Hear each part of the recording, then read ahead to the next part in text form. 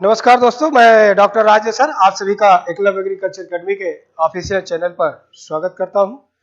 जैसा कि हम आपको पहले से ही अवगत करा चुके हैं कि अब हम आपको दो रूपों में आपको एग्रीकल्चर का जो जीएस कहें या एग्रीकल्चर का भाग कहें, दोनों रूप में है, आपसे वो पूछा ही जाता है।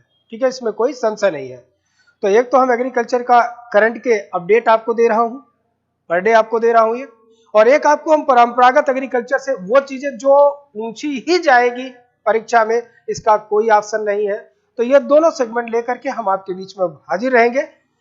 आप लोगों से एक निवेदन है कि अब आप लोग YouTube पर रोज का डेट, रोज का अपडेट, आज ये हुआ, ये आयोग से खबर आ रही है, पेपर ऐसा होगा, ये सब कुछ भी नहीं है। अब आपके पास सूचना एक दिन आएगी जिस दिन आयोग या तो सिलेबस जारी करेगा या विज्ञापन जारी करेगा।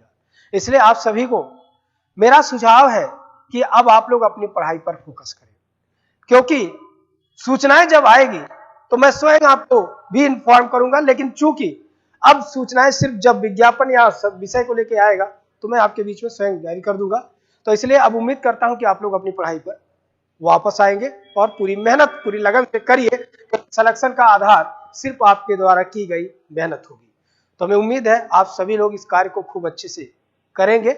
और इसी कड़ी में हमारी संस्था एकलव्य एग्रीकल्चर अकेडमी आप लोग के लिए दो सेगमेंट आपके बीच में लेकर अभी चल रही है, और एक आपको क्लास में एग्रीकल्चर का भी दूंगा जिसमें हमारे एक्सपर्ट अपने अपने सब्जेक्ट को लेकर के आपके बीच में रहेंगे, क्योंकि हमारे पास परिसंस्था में 8 टीचर मात्र एग्रीकल्चर के हैं और उन 8 लोगों से हम आपको समय समय पर रूबरू कराऊंगा, उनसे सब्जेक्ट सिलेबस आपसे पढ़वाता भी रहूंगा, उनका भी बेसिक जानकारी आप प्राप्त करते रहेंगे।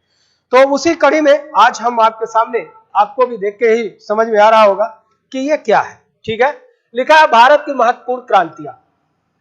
आप एग्रीकल्चर का एग्जाम दें और इनमें से सवाल ना पूछा जाए, ऐसा संभव नहीं है, ये पूछा ही पूछा जाता है। ठीक है, तो इसलिए आप जो है इसके बारे में पूरी जानकारी रखना आपको। और एक सामान्य सा काम, ये पीडीएफ हम अपने टेलीग्राम चैनल पर शेयर कर देंगे, आप इनको जो है निकाल करके भी अपने पास रख सकते हैं। ध्यान रखिएगा, एकलव्य एग्रीकल्चर अकेडमी के द्वारा UP cadet BHU JRF PG level का भी हमारा कोर्स चल रहा है, जो बच्चे हमारे पढ़ रहे हैं। हमारा टीए के सुपरवाइजर का ऑफलाइन और ऑनलाइन दोनों मोड पे क्लास प्रारंभ हो चुका है। आप सभी का स्वागत है। अभी भी चूंकि संस्था एक मिनिमम प्राइस पर आपको दोनों बैच उपलब्ध करा रही है, इसलिए जितनी जल्दी हो सके आप उसको, और न प्रत्याशित लोगों ने एडमिशन तो ले लिया, तो आप सभी लोग का स्वागत है। आइए, संस्था आप लोगों के साथ कार्य करने के लिए तैयार है। चलिए, अब हम आपको जिसके लिए आपके सामने आए हैं उसे बताते हैं। देखिए, भारत की महत्वपूर्ण क्रांतियां का संबंध किसी युद्ध से नहीं, किसी हिंसा से नहीं, या किसी अन्य से नहीं। आप सभी एग्रीकल्चर के छात्र हैं, आपको सब तो है कि क्रांति का तात्पर्य किसी उत्पादन से है, या किसी में सुधार से है, या किसी की स्थिति को सही करने से है। तो हमारे एग्रीकल्चर में बहुत सारी क्रांतियों के माध्यम से, इन्हीं के माध्यम से देश में काफी सुधार लाया गया, और आज इतना सुधार हो गया कि जो देश कभी अपने नागरिकों के लिए खाद्यान्न आयात कर रहा था, आज वो निर्यात करने में सक्षम हो गया है। तो उनमें इन क्रांतियों का बहुत महत्वपूर्ण योगदान रहा। तो कहां पर किनका किनका कौन सा क्या योगदान रहा, क्योंकि अब यहां पर दो बातें हम आपको, दो महान महात्माओं का उल्लेख करना हमारे लिए सबसे अनिवार्य है। अगर ऐसा मैं नहीं करूंगा तो यह अन्याय मेरे द्वारा स्वयं होगा। तो सबसे पहले तो हमें यह ध्यान रखना होगा कि दुनिया में हरित क्रांति के जनक डॉक्टर एन.ई. बोरलांग कहलाते हैं, और उसके बाद भारत में हरित क्रांति के जनक डॉक्टर एम.एस. स्वामीनाथन कहलाते हैं। Doctor NE. बोरलांग को, इसी हरित क्रांति को दुनिया में लाए जाने के कारण उनको 1970 का नोबल शांति का नोबल पुरस्कार दिया गया। और जो हमारे देश के एक महात्मा है बहुत बड़े, डॉक्टर एम.एस. स्वामीनाथन, उन्होंने भारत में हरित क्रांति लाई और उनको भारत में हरित क्रांति का जनक कहा जाता है। उन्हीं का यह कार्यों का एक प्रतिफल रहा कि आज भारत खाद्यान्नों में पूरा सक्षम हो पाया अपने नागरिकों की जरूरतों को पूरा करने पर। तो इन दोनों महात्माओं को पहले दिल से सलाम। और अभी भी चूंकि डॉक्टर एम.एस. स्वामीनाथन हमारे आपके बीच में ही हम लोगों का सौभाग्य है, तो इनको बारे में पढ़िएगा, जानिएगा, क्योंकि इनको वर्ल्ड फूड प्राइज दिया गया है। ठीक है, कब दिया गया है ये इसके पहले वीडियो में बनाया हूं, एक बार जरूर देखिएगा। ठीक है, इनको कौन कौन से अन्य अवार्ड दिए गए हैं ये भी आप देख लीजिएगा। ये आपसे पूछा जाएगा। आइए अब हम आते हैं उन दोनों महात्माओं के नाम लेने के बाद देखते हैं कौन कौन सी क्रांतियां हैं।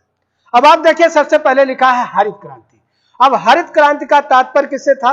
खाद्यान्न उत्पादन से। और खाद्यान्न उत्पादन में भी हरित क्रांति में सबसे ज्यादा प्रभाव अनाज वाली फसलों पर पड़ा। अनाज वाली फसलों में भी सबसे ज्यादा प्रभाव गेहूं पर पड़ा। अगर राज्य के रूप में पूछा जाएगा तो हरित क्रांति का प्रभाव सबसे ज्यादा उत्तर भारत में पड़ा। अगर उत्तर भारत में भी पूछा जाए तो पंजाब में पड़ा, हरियाणा में पड़ा और पश्चिमी उत्तर प्रदेश में पड़ा। ठीक है। अब अगर आपसे पूछा जाए कि हरित क्रांति का प्रभाव सबसे न्यूनतम कहाँ रहा, तो हमारे जो नॉर्थ ईस्ट स्टेट है उन पर रहा। आपसे दूसरा सवाल यदि पूछा जाए कि द्वितीय हरित क्रांति का शुरुआत भारत सरकार के द्वारा कहां से किया जा रहा, तो जो हमारे पूर्वोत्तर के राज्य है वहां से जो है द्वितीय हरित क्रांति की शुरुआत की जा रही है। ठीक है, तो इतनी बात जो है यहाँ पर आप याद रखेंगे। ठीक है, तो खाद्यान्न उत्पादन का संबंध किससे है? डॉक्टर एमएस स्वामीनाथन से है। ठीक है, आपको पता है। उसके बाद देखिए दूसरा है श्वेत क्रांति। श्वेत क्रांति का जो तात्पर्य है वो किससे है? दूध उत्पादन से है। और आपको भी पता है भारत में श्वेत क्रांति के जनक डॉक्टर वर्गीज कुरियन है। ठीक है, हमारे देश में श्वेत क्रांति का या दूध का इतना बड़ा क्रांति लाने का श्रेय डॉक्टर वर्गीज कुरियन को है। और इनके रहते हुए भारत में 3 चरण चलाए गए थे। ठीक है, ऑपरेशन फ्लड। ठीक है, तो जो ऑपरेशन फ्लड था वो 3 चरणों में चला था। पहला 1970 से 1980, दूसरा 1980 से 1985 और तीसरा 1986 से 1996। तो ये 3 चरण आपका चला था किसका? ऑपरेशन फ्लड का। ऑपरेशन फ्लड का संबंध किससे है? डॉक्टर वर्गीज कुरियन का है। व्हाइट रिवॉल्यूशन का संबंध किससे है? डॉक्टर वर्गीज कुरियन का है। इन नामों को आप ध्यान रखिएगा, ये सब लोग भारत के लिए बहुत योगदान दिए हैं। ठीक है, उसके बाद देखिए लिखा है गोल क्रांति। गोल क्रांति का तात्पर्य किससे है? आलू उत्पादन से है। ठीक है, उसके बाद है आपका पीली क्रांति। पीली क्रांति का संबंध किससे है? तिलहन उत्पादन से। तिलहन मतलब तेल वाली फसलों से है। और पीली क्रांति के संबंध में किसका नाम आता है? सैम पित्रोदा का आता है। ठीक है, किसका नाम आता है? सैम पित्रोदा का है। उसके बाद है गोल्डन फाइबर। ठीक है, तो गोल्डन फाइबर क्या है? फूड्स है, हनी एंड हॉर्टिकल्चर। ठीक है, फूड्स फाइबर क्रांति यहाँ पर पूरा लिखा है। ठीक है, इसका संबंध किससे है? निरपाक टुटेज से है। निरपाक टुटेज से है। उसके बाद है गुलाबी क्रांति। तो गुलाबी क्रांति का जो आपका मदद है, ठीक है, उससे देखिए है प्याज, औषधि, झींगा। लेकिन इनमें से ना प्याज पूछा जाएगा ना ही औषधि पूछा जाएगा, सिर्फ आपसे पूछा जाएगा किससे? झींगा उत्पादन से। झींगा एक क्या है? मछली है, या इसको इंग्लिश में प्राण कहते हैं। ठीक है, तो झींगा का क्या है? यह किससे संबंधित है? डॉक्टर दुर्गेश पटेल से है। ठीक है, उसके बाद है लाल क्रांति। तो लाल क्रांति में 2 चीज आता है, एक मांस का उत्पादन, दूसरा टमाटर का उत्पादन। ठीक है, तो इसका संबंध किस वैज्ञानिक से है? विशाल तिवारी जी से है। ठीक है, तो ध्यान रखिए लाल क्रांति में कितने? 2। कौन कौन से? मांस का उत्पादन और टमाटर का उत्पादन है। उसके बाद है आपका भूरी क्रांति। तो भूरी क्रांति का आपका जो संबंध है वो चमड़ा उत्पादन से है। ठीक है, उसके बाद क्या है? नीली क्रांति है। नीली क्रांति का उत्पादन संबंध आपका मछली उत्पादन से है। और मछली उत्पादन में देखिए डॉक्टर अरुण का है। ठीक है, और डॉक्टर अरुण कृष्णन का है। उसके बाद है रजत क्रांति। रजत क्रांति का संबंध क्या है? अंडा उत्पादन या कुक्कुट उत्पादन। अंडा उत्पादन या कुक्कुट उत्पादन से है किसका? रजत क्रांति का है। ठीक है, और ये इसमें सबसे ज्यादा जोर चूंकि नाम इंदिरा गांधी का आता है, बार बार ये बात लिखा जाता है। ठीक है, इंद्रधनुष क्रांति। ठीक है, क्या लिखा है? इंद्रधनुष क्रांति। तो इंद्रधनुष क्रांति का जो संबंध है पूर्ण रूप से कृषि उत्पादन मतलब समग्र कृषि का विकास से है। ठीक है, इंद्रधनुष क्रांति से कहते हैं। और इसके लिए कौन जाने जाते हैं? डॉक्टर एमएस स्वामीनाथन के जाने जाते हैं। उसके बाद है देखिए आपका क्या है? प्रोटीन क्रांति। ये अभी नहीं चलाई गई है। प्रोटीन क्रांति का मतलब क्या है? उच्च गुणवत्ता या उच्च पोषक युक्त उत्पादन से है। उच्च पोषक युक्त उत्पादन से है। यहाँ पर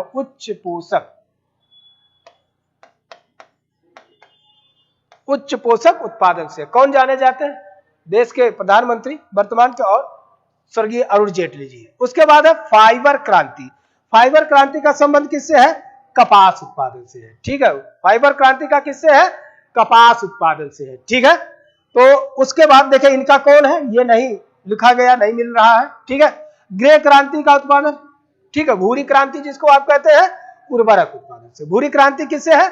उर्वरक उत्पादन से है। और उसके बाद है आपका काली क्रांति। काली क्रांति का संबंध है आपका खनिज तेल उत्पादन से है। किससे है? खनिज तेल उत्पादन से है। तो इतनी महत्वपूर्ण क्रांतियां हैं जो जिनमें से आपसे सवाल पूछा जाता है, इसलिए इन क्रांतियों को ध्यान से एक बार पढ़िएगा और इस पीडीएफ को हमारे टेलीग्राम चैनल से आप इकट्ठा कर सकते हैं। आपको एक सिस्टमेटिक वे से हम आपको ये सब चीजें देते रहेंगे और आप उनको इकट्ठा करके देखते रहिएगा, आपको बहुत मदद मिलेगी। आपका एकलव्य एग्रीकल्चर एकेडमी के द्वारा हमारा टीए का बैच प्रारंभ है। हमारा एफओ का बैच 2023 का ऑनलाइन ऑफलाइन प्रारंभ हो चुका है। जिन छात्रों को इनसे जुड़ना है, आप सभी का स्वागत है। तब तक के लिए आज के लिए इतना ही। तब तक के लिए जय हिंद।